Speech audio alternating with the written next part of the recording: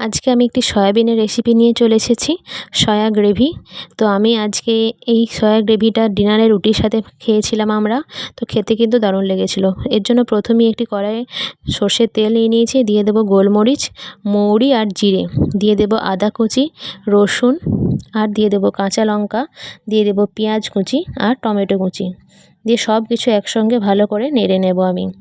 বেশ কিছুক্ষণ ধরে নেড়ে নিতে হবে যতক্ষণ না টমেটোটা গলে যাচ্ছে, দিয়ে ঠান্ডা করে মিক্সিতে বেটে নেব। এবার কড়াইয়ে তেল গরম করে নিয়ে নিয়েছি সয়াবিনগুলো আগে আমি ভিজিয়ে রেখেছিলাম আগের দিন রাত থেকে।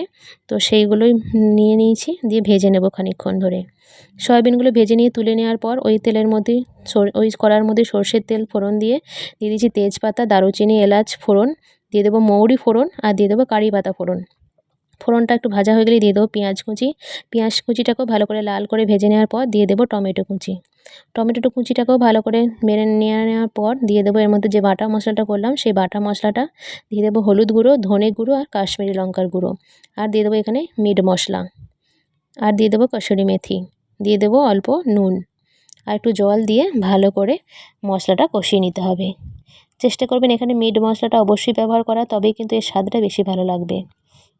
মশলাটা অনেকক্ষণ ধরে কষিয়ে নেওয়ার পর এর মধ্যে দিয়ে দেবো সয়াবিনগুলো ভেজে রাখা, যে সয়াবিনগুলো ভেজে রাখলাম সেগুলো দিয়ে অনেকক্ষণ ধরে কষিয়ে নেওয়ার পর দিয়ে দেবো এর মধ্যে জল, প্রয়োজন মতো জল আমি এখানে অ্যাড করেছি, দিয়ে ঢাকা দিয়ে আমি সয়াবিনগুলোকে একটু সেদ্ধ হতে দেবো আর ঝোলটা একটু ফুটিয়ে নেব।